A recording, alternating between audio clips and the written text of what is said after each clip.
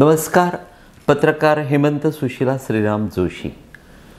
मी तुम्हाला नेहमी खरी ती उदाहरणं देतो, उगाचच काल्पनिक उदाहरणं देऊन वेळ मारून नेत नाही. आमच्या सांताक्रूज परिसरामध्ये 2 दुकानं होती. विविध वस्तूंची, किराणा माल आणि त्या पद्धतीची सारी विक्री करणारी 2 दुकानं होती.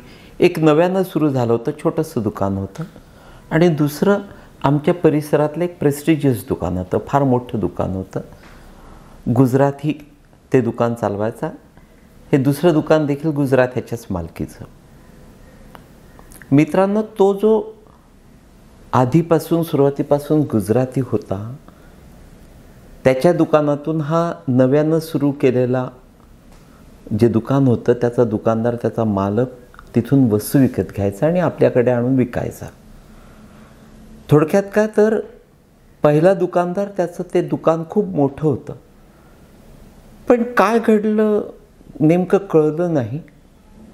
पण ते जे सुरुवातीपासून दुकान होतं त्याकडे त्या मालकाचं दुर्लक्ष झालं. घरामध्ये मला असं वाटतं भावाभावांमध्ये भांडणं लागली आणि एक दिवस त्या भावाने ते दुकान बंद करून टाकला.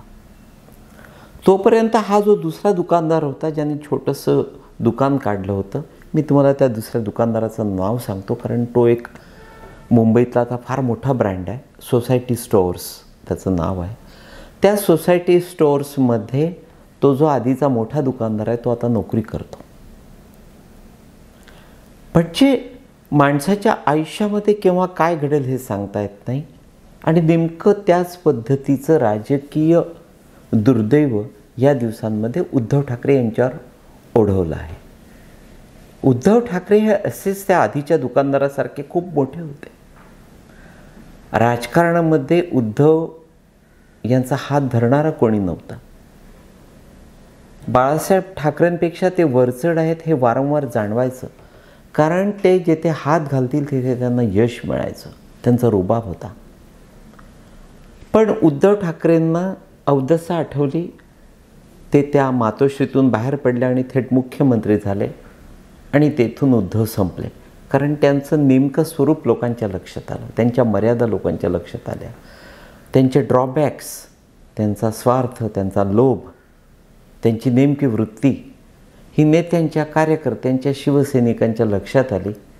आणि त्या दुकानदारासारखी उद्धवजींच्या या राजकीय आयुष्याला फार गळती लागली. वाईट दिवस आले आहेत, बघवत नाहीत, सहन होत नाही. तर ही उद्धव यांचा ताठकाणा उगाचच कायम आहे. तो त्यांचा मुखवटा आहे. उद्धव ठाकरे यांचं आतून अवसान गळालेलं आहे. आणि म्हणूनच उद्धव ज्यांना घरातून बाहेर काढलं किंवा काढायचे, ज्यांना दूर करायचे, ज्या राज ठाकरे यांना त्यांनी ऐन उमेदीच्या काळामध्ये नोव्हेअर केलं, राज ठाकरे कसेबसे तग धरून उभे राहिले, आज त्याच राज ठाकरे यांच्याकडे उद्धव ठाकरे आपणून गेले आहेत. त्यांना आता पुन्हा एकदा राज त्यांच्या समवेत हवे आहेत. त्या दोघांची युती त्यांना पाहिजे आहे. दोन्ही ठाकरे बंधूंनी एकत्र यावं आणि राजकारण लढवावं, या पद्धतीचे निरोप उद्धव ठाकरे यांच्याकडून राज यांना जात आहेत. आणि या पद्धतीनं वातावरण निर्मिती केली जाते आहे की दोघेही भाऊ नक्की एकत्र येणार आहेत. पुन्हा एकदा मनसे आणि शिवसेना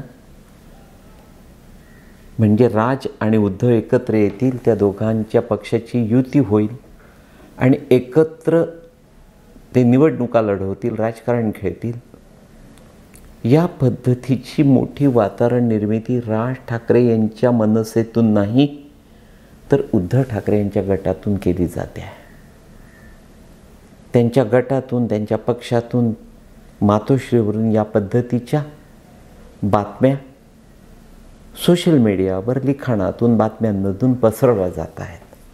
पण तुम्हाला पुन्हा तेच सांगतो जे मी 15 दिवसापूर्वी तुम्हाला नेमकं सांगितलं आहे की राज ठाकरे आणि उद्धव यांची काहीही झालं तरी युती होणार नाही, ते दोघं एकत्र येणार नाहीत, ही काळ्या दगडावरची रेख आहे. अर्थातच पुढल्या काही दिवसामध्ये राज परदेशातून येणार आहेत, त्यानंतर उद्धव देखील येतील आणि ते आल्यानंतर ही युती नक्की होणार आहे या पद्धतीच्या ज्या बातम्या पसरवल्या जात आहेत त्याला अजिबात तथ्य नाही. हे असं अजिबात घडणार नाही. कारण राज ठाकरे यांनी जर उद्धवजींशी हातमिळवणी केली तर त्यातून त्यांचं बरं चाललं आहे. आर्थिकदृष्ट्या, राजकीयदृष्ट्या, सामाजिकदृष्ट्या राज यांचं बऱ्यापैकी बस्तान आता छान, म्हणजे ही सेटल्ड ना. मध्यंतरीच्या काळामध्ये जेव्हा राज बाहेर पडले तेव्हा नक्कीच त्यांच्यासमोर काही आर्थिक समस्या होत्या. सुरुवातीला त्यांच्या पक्षात किंवा त्यांच्या संगतीनं अनेक नेते आले, शिवसैनिक बाहेर पडले, पण नंतर मात्र त्यांचा पडता काळ सुरू झाला. जे शिवसेनेचे नेते त्यांच्याबरोबर आले होते त्यातले बाळा नांदगावकर पद्धतीचे 4-2 नेते टिकले, बाकी सारे बाहेर पडले. पुन्हा ते उद्धव ठाकरे यांना जाऊन मिळाले, पण तरीही राज हिंमत हरले नाहीत. त्यांनी आपलं राजकीय अस्तित्व कसंबसं टिकवून ठेवलं आणि हळूहळू त्यांनी कधी एकनाथ शिंदे यांच्याशी जुळवून घेत तर कधी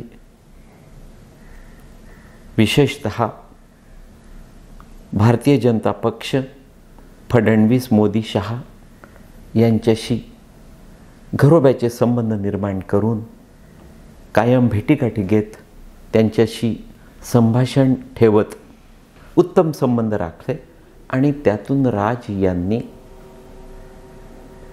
चारही बाजूंनी, मग त्यात आर्थिक घडी असेल, राजकीय व्यवस्थापन असेल, अन्य काही गोष्टी असतील, त्या साऱ्यांमध्ये राज सेटल झाले आहेत. जर उद्या राज बाहेर पडले किंवा या मंडळींपासून जर त्यांनी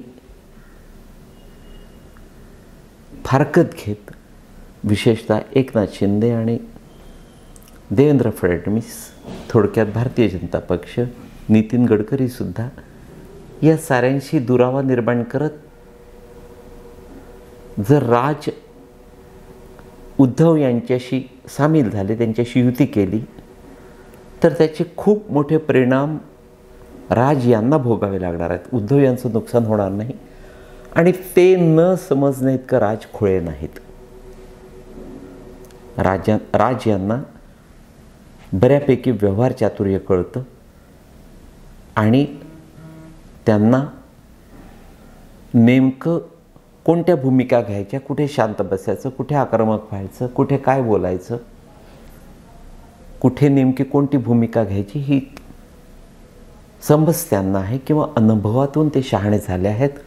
उद्धव यांनी त्यांच्यावर ज्या पद्धतीनं सारे प्रसंग आणले होते त्यातून राज हे शहाणे झाले आहेत. त्यामुळे दूरपर्यंत काहीही झालं तरी राज ठाकरे आणि उद्धव हे एकत्र येणार नाहीत. आता दुसरा आणखी एक महत्त्वाचा मुद्दा तुम्हाला सांगतो. मित्रांनो, काल परवा दत्ता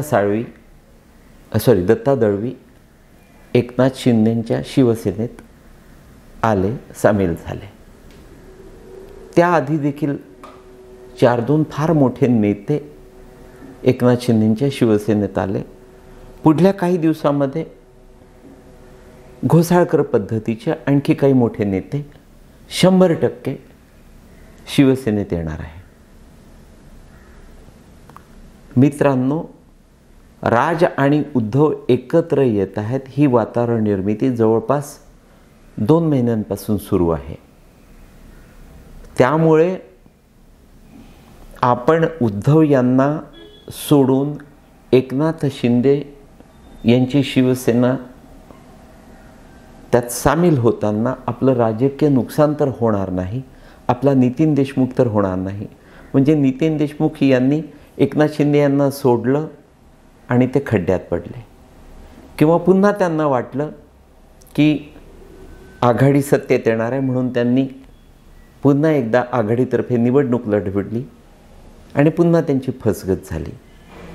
तर या पद्धतीची फसगत आपली होणार तर नाही ना, अशी शंका नक्कीच शिवसेनेतून बाहेर पडलेले, शिवसेनेतून उद्धव ठाकरेंच्या शिवसेनेतून बाहेर पडणाऱ्या या नेत्यांना सतावत होती. परंतु त्यांना विश्वासात घेण्यात आलं. आणि तुम्हाला आश्चर्य वाटेल, त्यांना विश्वासात घेत असताना स्वतः फडणवीसांची खूप मोठी मदत झालेली आहे. फडणवीसांना देखील या बाहेर पडणाऱ्या मंडळींनी सल्ला विचारला आहे आणि त्यातून हेच त्यांना सांगण्यात आलं की कुठल्याही परिस्थितीमध्ये उद्धव आणि राज यांची युती होणार नाही आणि एकनाथ शिंदे हे राजकीयदृष्ट्या मागे पडतील, त्यांचं नुकसान होईल, ते एकाकी पडतील असं घडणार नाही. एकनाथ शिंदे यांच्या पाठीशी स्वतः मोदी, शहा आणि अर्थातच फडणवीस असल्यामुळे Eknath Shinde Shiv Sena is parallel to BJP. Bharatiya जनता पक्षाचाच तो एक भाग आहे असं समजण्यास हरकत नाही. त्यामुळे येणाऱ्या नेत्यांचं नुकसान होणार नाही हे त्यांना समजावून सांगण्यात आलं आणि म्हणूनच तो फ्लो शिंदेंकडे येणारा तो फ्लो थांबलेला नाही, थांबणार नाही.